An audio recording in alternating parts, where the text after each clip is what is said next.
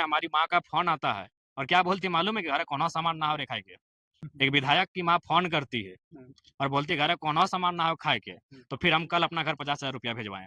पहला बात हम घर जाएँगे, घर में बैठेंगे तब तो हम जानेंगे कि मेरा घर में क्या घट रहा है, क्या बढ़ रहा है। किसी की माता-बहन को लेकर अगर कोई शब्द कर रहा है तो कहीं न कहीं उनकी अपनी सुचिता को दर्शाता है, उनका अपना व्यक्तित्व को दर्शाता है कि वो किस व्यक्तित्व के व्यक्ति हैं। आपके प्रति वो खुन्नस भावना रखते हैं, आप उसके प्रति क्या भावना? हम उनके प्रति खुन्नस क्यों रखेंगे? मेरा लेवल कुछ और है, हमारा सोच कुछ और है, हमारा मिशन है, हम कुछ और मिशन के साथ आए हैं। हम अगर उस पे अपना समय गँवा देंगे तो फिर हमारा मिशन कहाँ जाएगा? ये नावाडी ब्लॉक बोकारो जिला में आता है।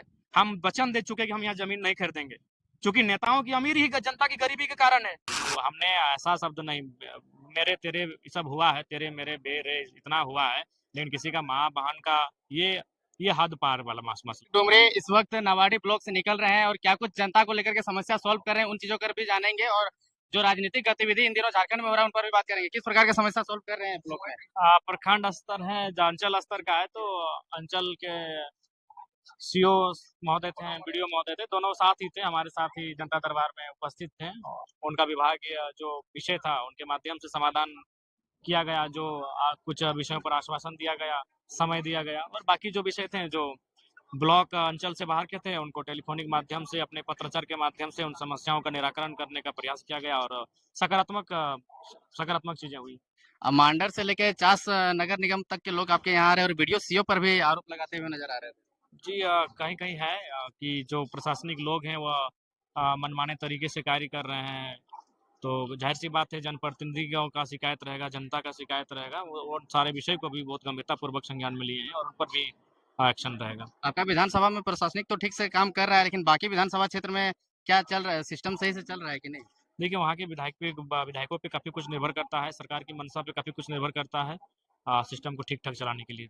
हाँ, एक विधायक दूसरे विधायक पर टिप्पणी कर रहे हैं और अभद्र ऐसे टिप्पणी कर रहे हैं जिसको कि पब्लिकली नहीं बोला जा सकता है। क्या रिएक्शन देंगे आप? जी, हम भी सुने हैं, बहुत ही दुर्भाग्यपूर्ण है। राजनीति में द्वंद चलता रहता है, राजनीतिक विचारधारा में भिन्नता बनी रहती है, एक-दूसरे का आरोप-प्रत्यारोप, पक्ष-विपक्ष होता है, शिकवा-शिकायत भी होता है अम, कुछ ऐसे शब्दों का भी प्रयोग होता है जो राजनीतिक दृष्टिकोण से उचित हो सकता है, लेकिन किसी की माता-बहन को लेकर अगर कोई शब्द कर रहा है, तो कहीं न कहीं उनकी अपनी सुचिता को दर्शाता है, उनका अपना व्यक्तित्व को दर्शाता है कि वो किस व्यक्तित्व के व्यक्ति हैं और उनका क्या व्यवहार रहा है। ये बहुत ही खेदजनक है। आपके क्रेडिबिलिटी पर भी सवाल उठाते हैं कि वो उनसे भी कभी-कभी ऐसा शब्द निकल जाता तो हो सकता है कि इस नहीं, तरह अब के हमने ऐसा शब्द नहीं मेरे तेरे ये सब हुआ है, तेरे मेरे बेरे इतना हुआ है, लेकिन किसी का माँ-बहन का ये ये हद पार वाला मसला है। आज तक हमने 3 साल तक अभी 3 साल हमने जब विधायक नहीं बना तो उससे पहले हमने आक्रोश में ही बात किया है, उतना आक्रोश के बाद भी हुँ। और झारखंड में तो सबसे ज़्यादा भाषण देने के बाद भी हमने शब्दों में नियंत्रण रखा है। बोले तो हमने जो कहा है वो मीडिया प्लेटफ़ॉर्म पर है।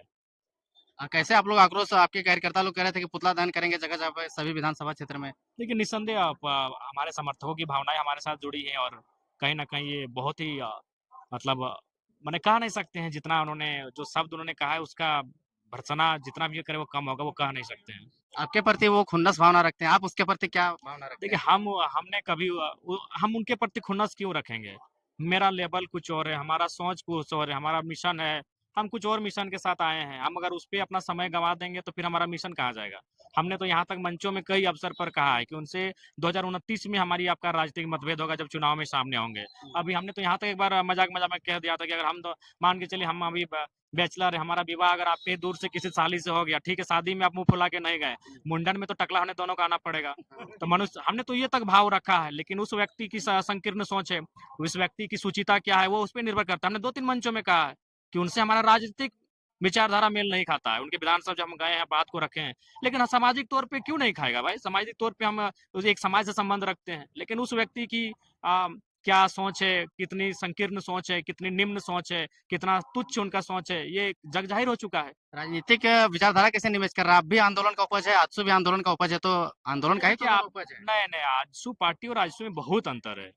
आजसू को लोग जानते हैं, उसको निर्मल महतो से कनेक्ट करते हैं, लेकिन बीच में जो आजसू पार्टी बनी उसका इतिहास वो नहीं जानते हैं। अभी जो वर्तमान उनके जो मेन लीडर हैं, उनको जानकारी लेना चाहिए, जो वो पहला चुनाव जीते थे, वो गोवा नाम की एक पार्टी से चुनाव जीते थे। हुँ।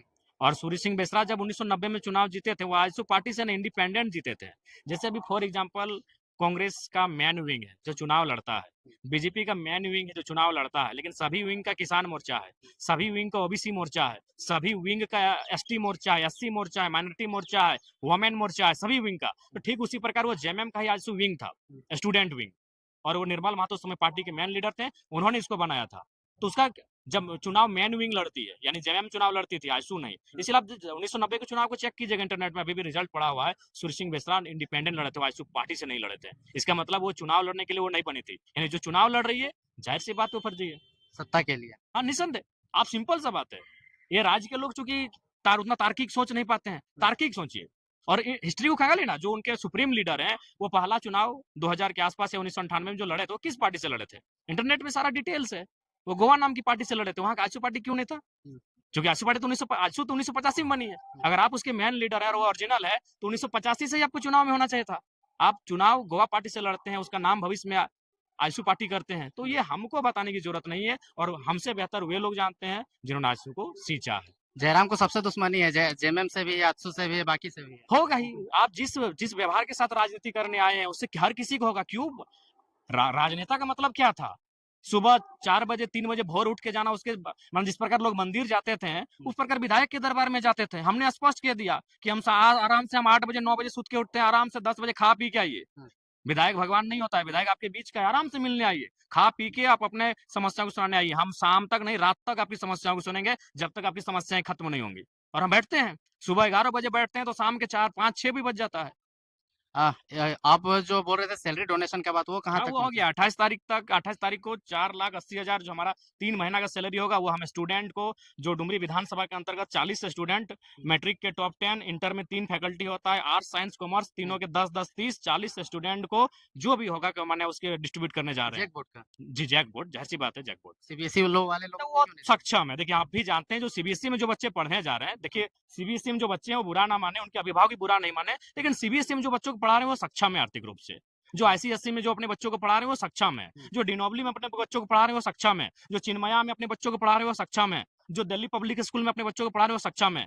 जो सरकारी स्कूल पढ़ने जा रहे हैं खिचड़ी खा के, आपको मानना होगा कि वो परिवार सक्षम नहीं है, तभी अपने बच्चों को आज इस अवस्था में सरकारी मतलब स्कूल एक ही भेज साथ रहे हैं। मिला के 3 महीना का दे रहे हैं। हाँ, एक ही साथ 3 महीना का। उसके बाद हमने सोचा है कि हमारे विधायक बनने के बाद हमारे क्षेत्र में कोई माता बहन जिन्होंने अपने परिवार के मुखिया को खो दिया है, या फिर कोई ऐसा विकलांग भाई जो सक्षम नहीं है शारीरिक रूप से, या फिर कोई ऐसे स्टूडेंट जो ये कहते हैं कि हमारा परिवार का हालत ठीक नहीं है और ट्यूशन फी नहीं मिलता है, हम अपनी पढ़ाई छोड़ रहे हैं, तो बाकी इसके बाद जो हम निर्णय लेंगे, सरकार हमारी माताओं बहनों को 1000 रुपए दे रही है, सरकार, गवर्नमेंट, विधायक जयराम महतो अकेले उनको 1000 रुपए महीना देगा। हम पहले उनको चिन्हित करेंगे कौन सा परिवार ऐसा है जिनकी माताएं बहनें अपने परिवार के मुखिया को खो चुकी हैं और उनकी परिवार की स्थिति ठीक नहीं है। लेकिन डुमरी विधानसभा बड़ा क्षेत्र है, कैसे के को चिन्हित कीजिएगा, और उतना आपका नहीं, बजट वो भी, आपका वो बजट भी नहीं है। नहीं, देखिए, अगर हम 20 को भी दिए तो बहुत बड़ी बात होगी।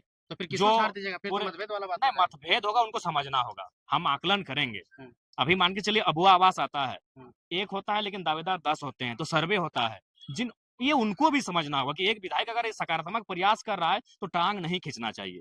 ये पूरे हिंदुस्तान में नहीं हुआ था कि कोई विधायक अपनी निजी सैलरी से 1000 रुपए किसी स्टूडेंट को महीना दे रहा है, अभी तब तक जब तक वो अपनी पढ़ाई कंप्लीट नहीं करेगा। किसी दिव्यांग को प्रत्येक महीना 1000 रुपए दे रहा है, वन टाइम मदद करते हैं। आप किसी राजा के दरबार में विधायक के टैब पे चले गए तो 2000 4000 5000 वन टाइम मदद करेंगे, लेकिन हम अपनी सैलरी को, अभी कौन सा पैसा मदद करते हैं जो ब्लैक में कमा के रखे हैं। आप भी जानते हैं उनके पास ब्लैक पैसा है, तभी वो जनता की मदद कर रहे हैं। वो 1.5 लाख 2 लाख मिलने वाली सैलरी किसी का हस्ती नहीं कि वो जनता को डोनेट करें। तो अपना जीवन क्या जनता के लिए निछावर कर दिया? बिल्कुल, आज आपको आश्चर्य होगा, कल ही जनता दरबार डुमरी में हमारी माँ का फोन आता है, और क्या बोलती है मालूम है? कि घरे कोनो सामान ना हो रे खाए के। एक विधायक की माँ फोन करती है और बोलती है घरे कोनो सामान ना हो खाए के, तो फिर हम कल अपना घर 50,000 रुपया भेजवाएं। वो हालत है हमारा। सही बात है, हम घर, पहला बात, हम घर जाएंगे, घर में बैठेंगे, तब तो हम जानेंगे कि मेरा घर में क्या घट रहा है, क्या बढ़ रहा है। हम घर कब जाएंगे अभी? और हम वो विधायक हैं जो हमने क्या वचन दिया है कि अपना जिला के बाहर हम जमीन नहीं खरीदेंगे। ये बोकारो, ये नावाडी ब्लॉक बोकारो जिला में आता है। हम वचन दे चुके कि हम यहाँ जमीन नहीं खरीदेंगे, क्योंकि नेताओं की अमीरी ही जनता की गरीबी के कारण है। आज आप किसी से नहीं छुपा है, धनबाद के 2 नेता आने वाले दिन, लगभग धनबाद का 25% जमीन धनबाद के 2 नेता के हाथ में होगा। नाम अभी नहीं लेंगे, आप भी जानते हैं, पूरा धनबाद जानता है। आने वाले 25 सालों में धनबाद के 2 नेताओं के पास धनबाद की अच्छी खासी जमीनें आने वाले 25 साल में हो जाएंगी। यानी जनता की गरीबी के कारण नेताओं की अमीरी है, और सबसे बड़ा कारण है संपत्ति। तो इसलिए हमने वचन दिया है कि हम अपना डुमरी विधानसभा में कहीं जमीन नहीं खरीदेंगे। इसलिए नहीं खरीदेंगे क्योंकि ये विधानसभा मेरे जिला में नहीं आता है। तो जाहिर सी बात है, जब हम ये जमीन नहीं खरीदेंगे तो मेरा खुद का यहाँ घर ही नहीं होगा। अभी क्या रेंट में रह रहे हैं? हाँ, रेंट में नहीं रहे, हमें चाहने वाले बहुत से लोग हैं, उनका एक घर बना है और 3 भाई हैं, एक छोटा का शादी नहीं हुआ है, तो बोला हमारा जो कमरा खाली है उसमें रहिए, उसका शादी होगा हम वहाँ से फिर शिफ्ट हो जाएँगे। माँ का तबीयत कैसा है, कमर और नहीं, उनका दिल्ली में इलाज होगा, 6 दिन बाद उनको दिल्ली भेज रहे हैं, तबीयत बहुत ज़्यादा खराब है।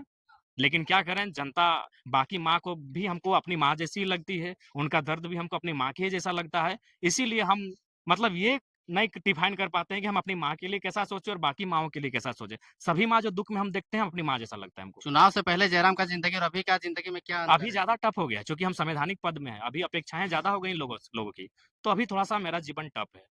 और हम धनबाद में भी इसलिए नहीं रह सकते हैं कि वो मेरा विधानसभा नहीं है। लेकिन जिला है। जिला है तो वहाँ कैसे रहेंगे? फिर यहीं डुमरी के लोग कहेंगे विधायक जी हमने यहाँ जितवा लिए और अपन घरे रहथिन। तो ये भी हमारा समस्या है। हम न यहाँ भी फिक्स टाइम के लिए नहीं रह सकते हैं, अपने घर में भी नहीं रह सकते हैं। तो इसीलिए जहाँ जिसका घर मिलता है वहाँ रह लेते हैं। डुमरी वाला भी बोला कि विधायक जी अगर सप्ताह में 2 दिन ही हो रहा, तो हम बोले एगो मकान देखिए भाड़ा में कहीं जो है हमको देंगे, रह लेंगे।